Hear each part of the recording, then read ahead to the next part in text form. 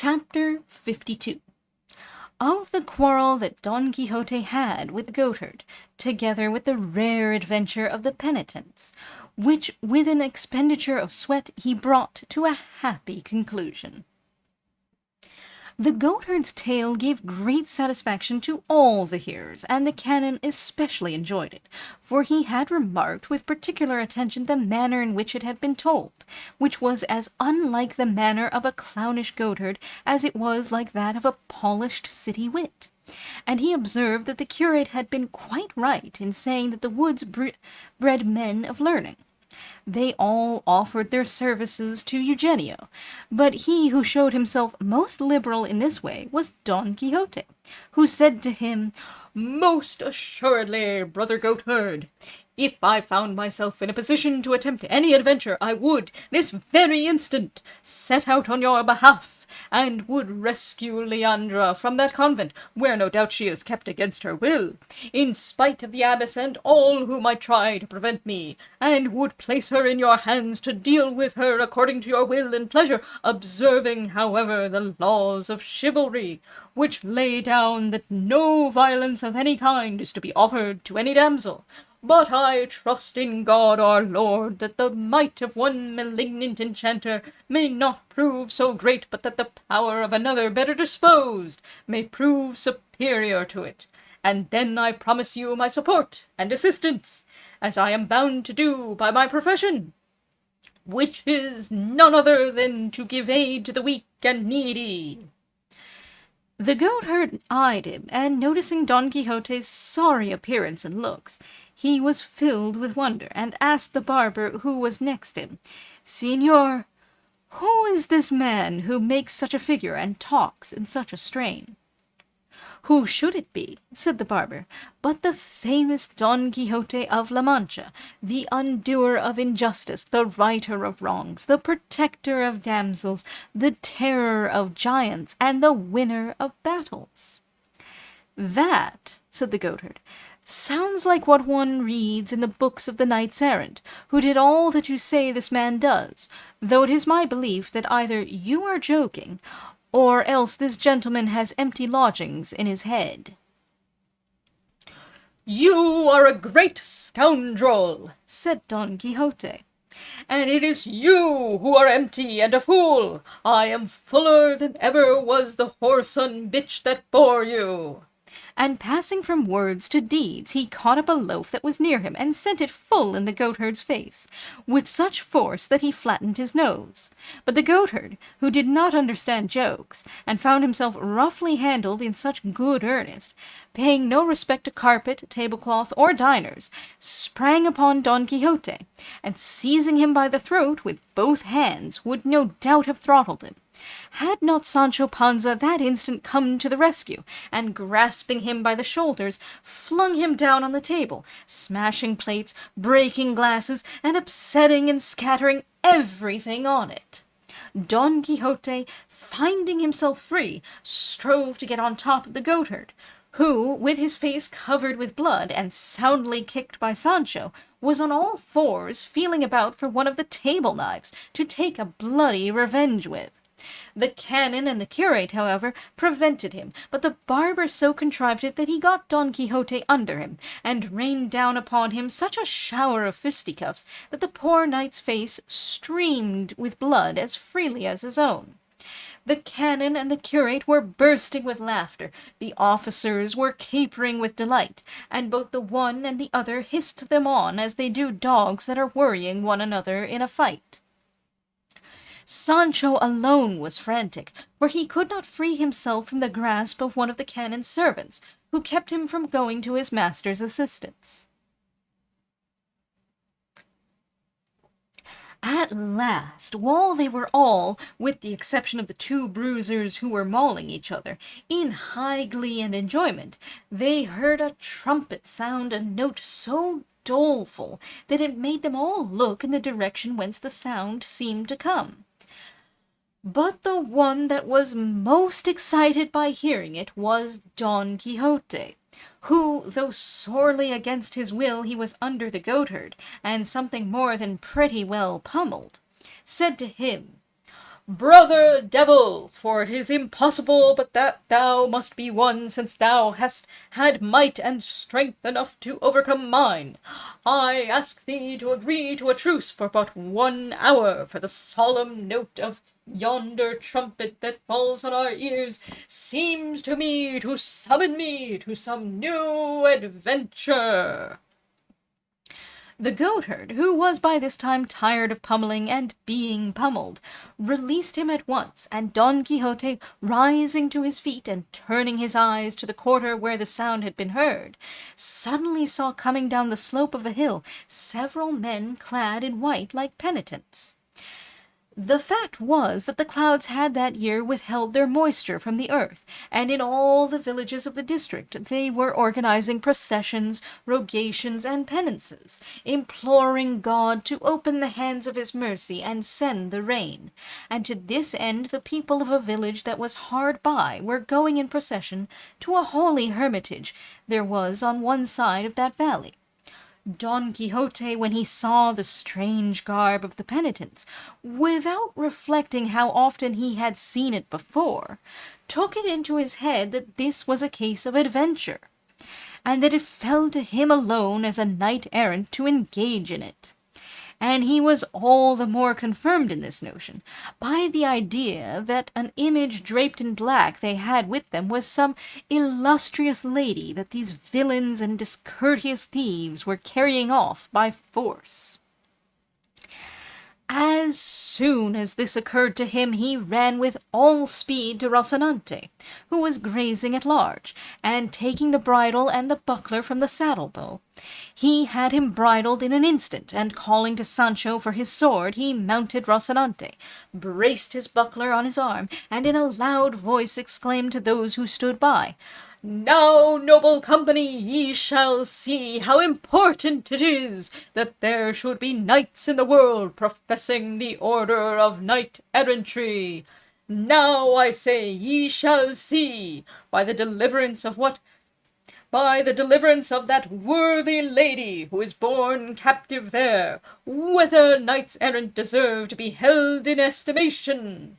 And so saying, he brought his legs to bear on Rocinante, for he had no spurs, and at a full canter, for in all this veracious history we never read of Rocinante fairly galloping, set off to encounter the penitents, though the curate, the canon, and the barber ran to prevent him.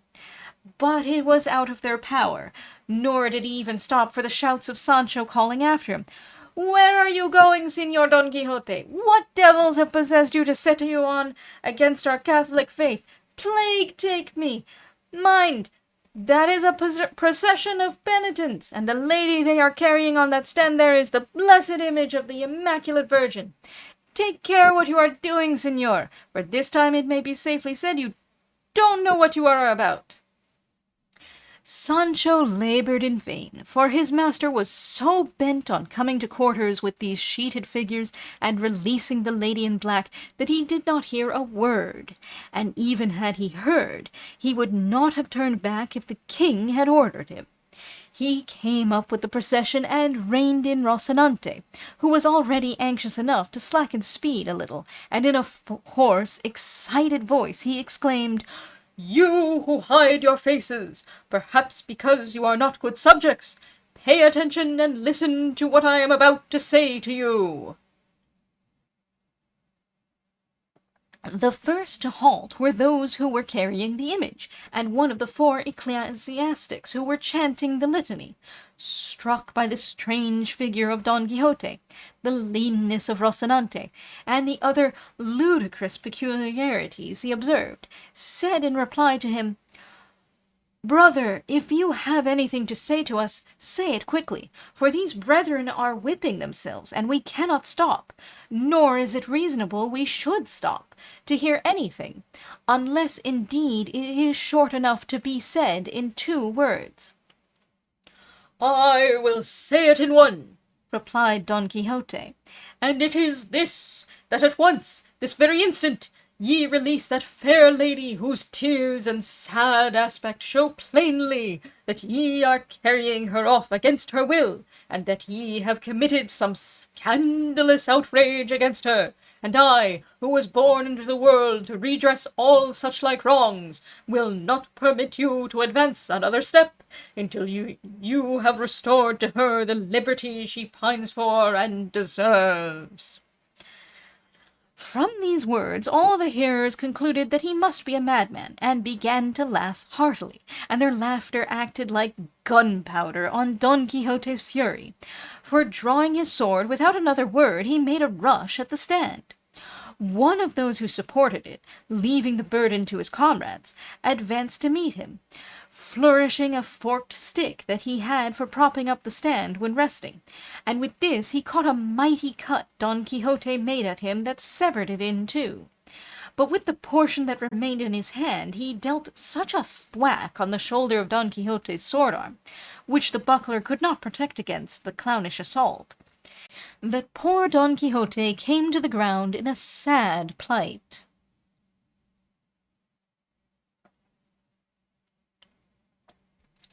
Sancho Panza, who was coming on close behind, puffing and blowing, seeing him fall, cried out to his assailant not to strike him again, for he was poor enchanted knight, who had never harmed anyone all the days of his life. But what checked the clown was not Sancho's shouting, but seeing that Don Quixote did not stir hand or foot, and so, fancying he had killed him, he hastily hitched up his tunic under his girdle, and took to his heels across the country like a deer. By this time all Don Quixote's companions had come up to where he lay, but the processionists, seeing them come running, and with them the officers of the Brotherhood with their crossbows, apprehended mischief, and, clustering round the image, raised their hoods and grasped their scourges, as the priests did their tapers, and awaited the attack, resolved to defend themselves and even to take the offensive against their assailants, if they could. Fortune, however, arranged the matter better than they expected, for all Sancho did was to fling himself on his master's body, raising over him the most doleful and laughable lamentation that ever was heard, for he believed he was dead. The curate was known to another curate who walked in the procession, and their recognition of one another set at rest the apprehensions of both parties. The first then told the other in 2 words who Don Quixote was, and he and the whole troop of penitents went to see if the poor gentleman was dead, and heard Sancho Panza saying, with tears in his eyes, "O flower of chivalry, that with one blow of a stick hast ended the course of thy well-spent life!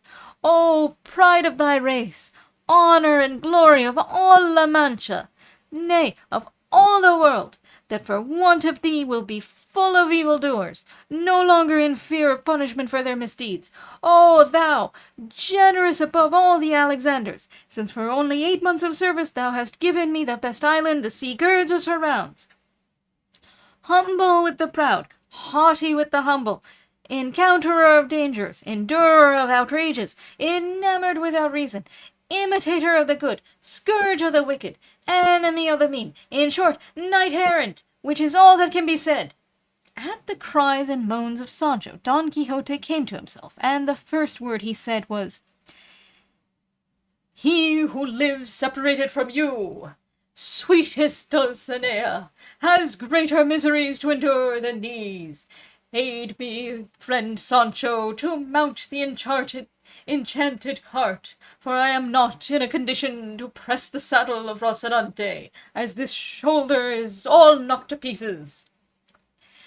"That I will do with all my heart, señor," said Sancho, "and let us return to our village with these gentlemen, who seek your good, and there we will prepare for making another sally, which may turn out more profitable and creditable to us." "Thou art right, Sancho," returned Don Quixote. It will be wise to let the malign influence of the stars which now prevails pass off."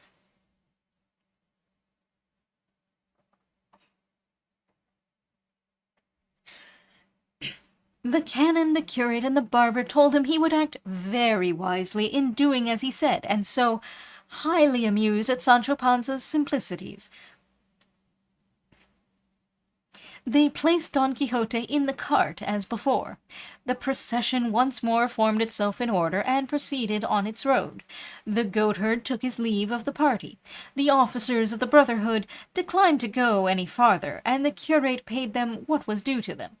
The canon begged the curate to let him know how Don Quixote did, whether he was cured of his madness or still suffered from it, and then begged leave to continue his journey.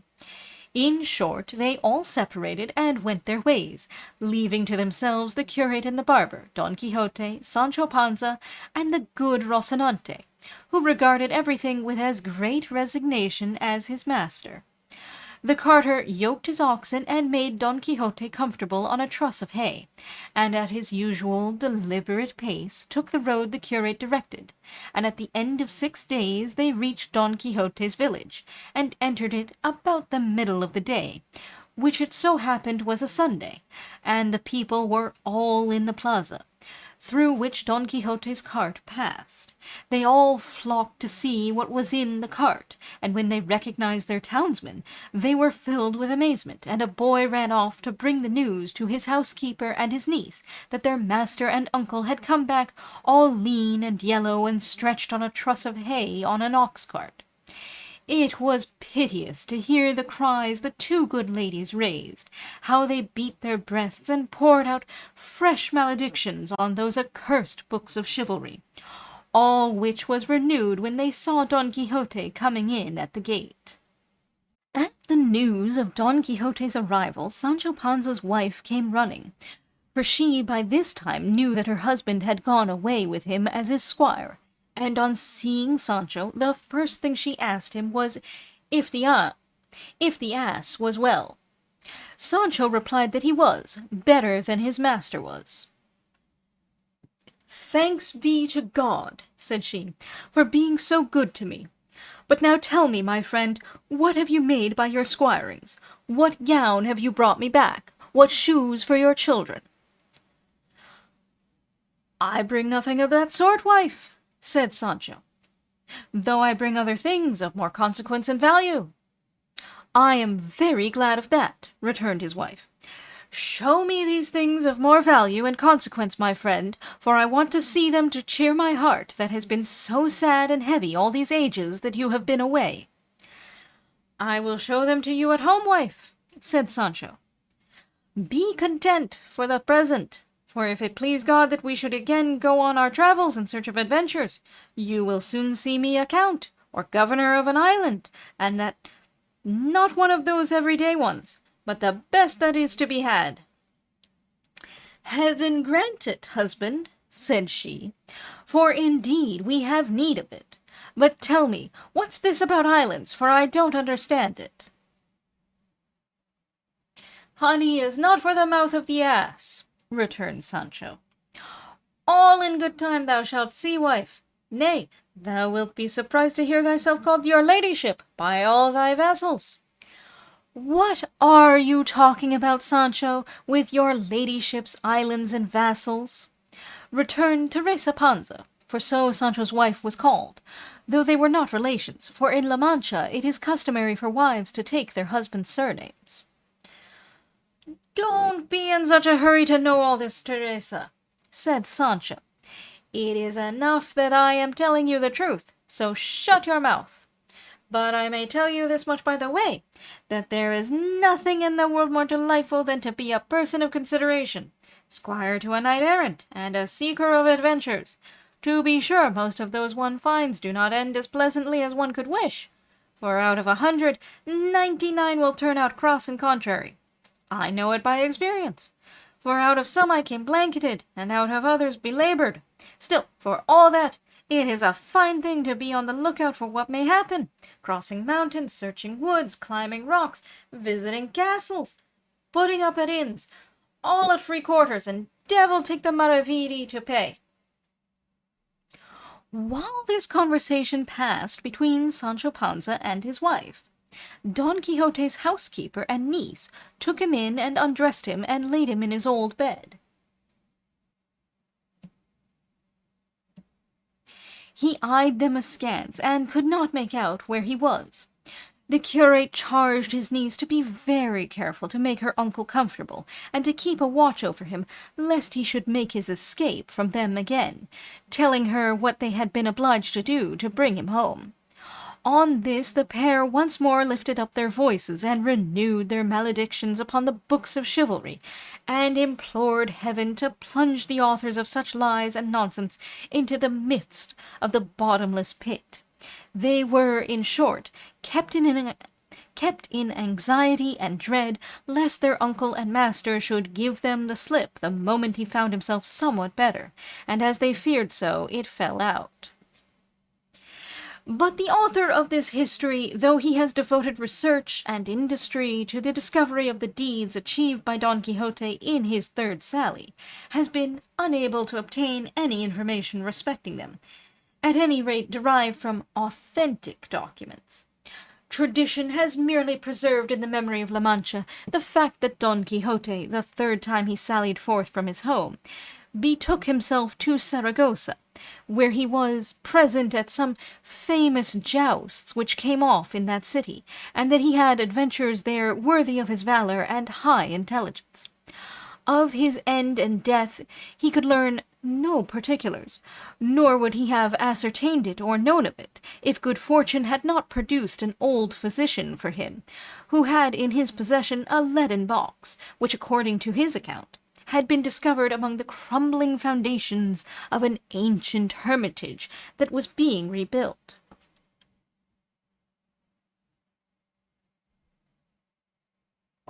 In which box were found certain parchment manuscripts in Gothic character, but in Castilian verse, containing many of his achievements, and setting forth the beauty of Dulcinea, the form of Rocinante, the fidelity of Sancho Panza, and the burial of Don Quixote himself, together with sundry epitaphs and eulogies on his life and character.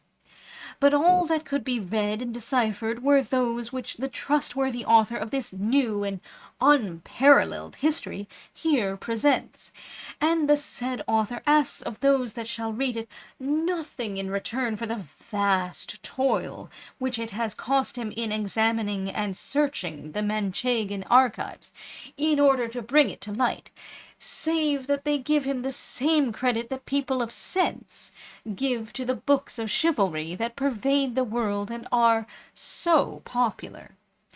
For with this he will consider himself amply paid and fully satisfied, and will be encouraged to seek out and produce other histories, if not as truthful, at least equal in invention and not less entertaining.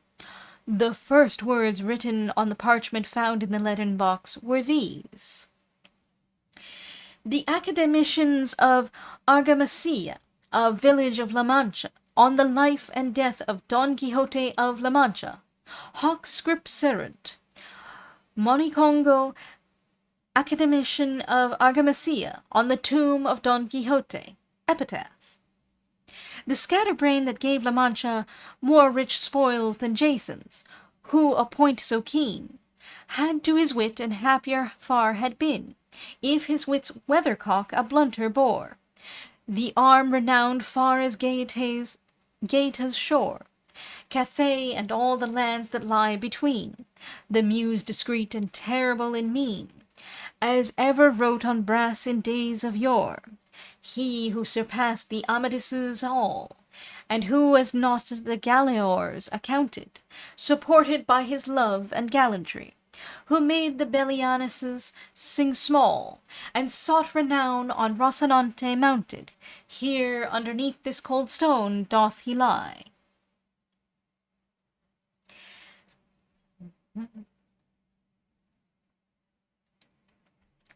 Paniaguado, academician of Argamasilla, in laudum Dulcinea del Toboso, she whose full features may be here descried, high-bosomed with a bearing of disdain, is Dulcinea, she for whom in vain the great Don Quixote of La Mancha sighed.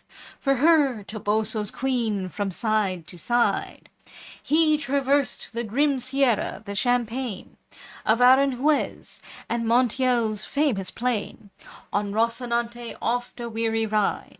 Malignant planets, cruel destiny, pursued them both, the fair Manchegan dame, and the unconquered star of chivalry.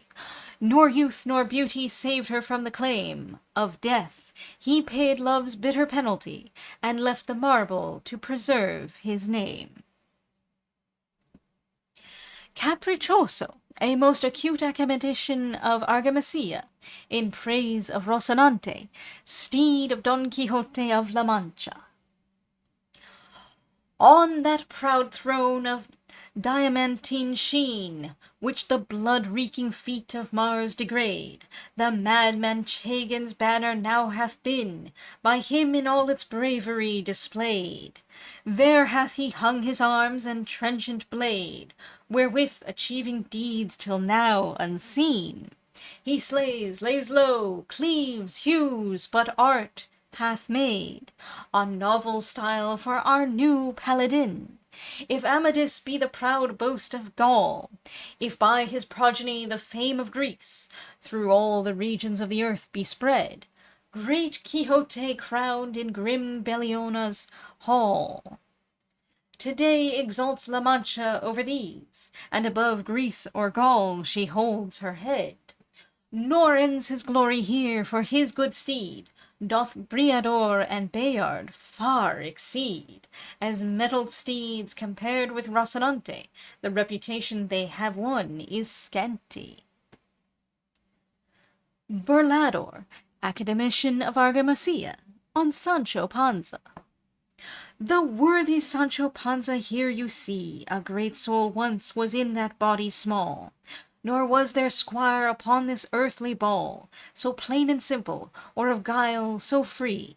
Within an ace of being count was he, and would have been but for the spite and gall of this vile age, mean and illiberal, that cannot even let a donkey be, for mounted on an ass, excuse the word, by Rocinante's side this gentle squire was wont his wandering master to attend. Delusive hopes that lure the common herd, with promises of ease, the heart's desire, in shadows, dreams, and smoke, ye always end.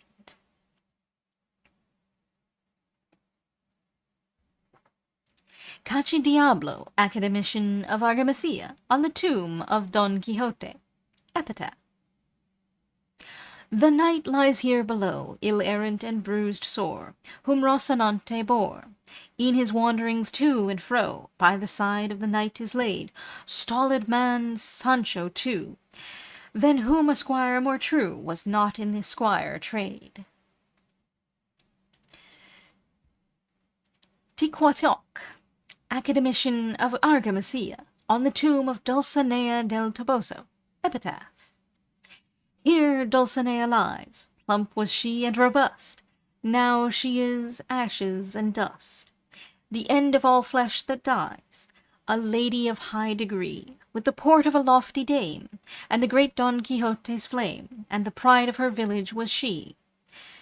These were all the verses that could be deciphered. The rest, the writing being worm-eaten, were handed over to one of the academicians to make out their meaning conjecturally. We have been informed that at the cost of many sleepless nights and much toil he has succeeded, and that he means to publish them in hopes of Don Quixote's third sally. Forse altro cantera con miglior plectro. Both the one and the other hiss them on as they do dogs that are worrying one another in a fight.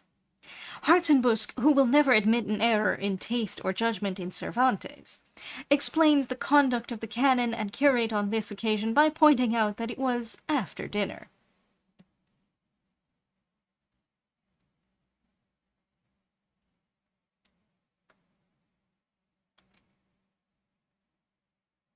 The best island the sea girds or surrounds.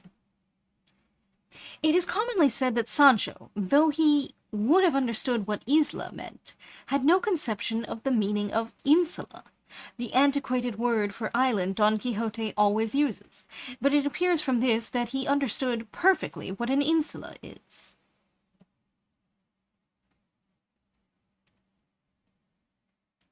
Honey is not for the mouth of the ass. Proverb 138.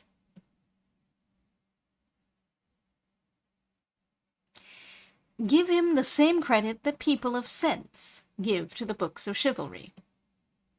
One of his grievances against the books of chivalry being that they led astray not merely the silly, thoughtless, and uncritical, but vast numbers of people who ought to know better. The academicians of Argamasilla. Whether or not this is to be held an indication of some grudge on the part of Cervantes against the authorities of the town, it is, at any rate, conclusive that Don Quixote's village, the name of which he did not care to call to mind, was Argamasilla. Monicongo may be translated mannequin. Paniaguado is a sort of parasite hanging about the house of a patron for such scraps as he can pick up. Burlador means a joker, and cachidiablo, a hobgoblin. Except perhaps in the sonnet on Sancho Panza, there is not much drollery or humor in these verses, but it would not be fair to criticize them severely, as they are obviously nothing more than a mere outburst of reckless nonsense to finish off with. A sort of flourish or rubrica, like that commonly appended to a Spanish signature. On that proud throne. In the second and third editions, trono, throne, was changed into tronco, which Hartzenbusk considers a blundering alteration. I am inclined to think, however, that he is wrong, and that what Cervantes meant was not a diamond-studded throne, but an adamant pillar, a trophy, in fact. But it is no great matter. The sonnet was meant for nonsense, and is successful either way. Doth Briador and Bayard far exceed. Briador was Orlando's horse, Bayard Rinaldo's. Vel Brigliador si bello e si gagliardo, che non ha paragon fiorce Bayardo.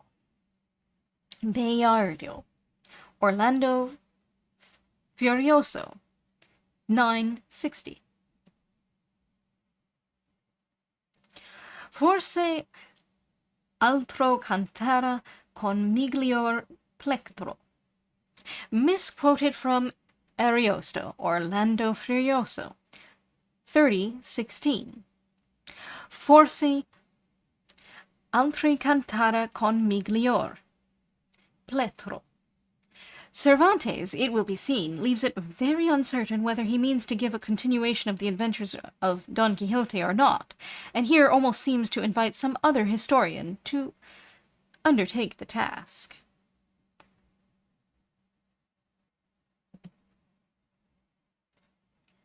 Finis, Part 1.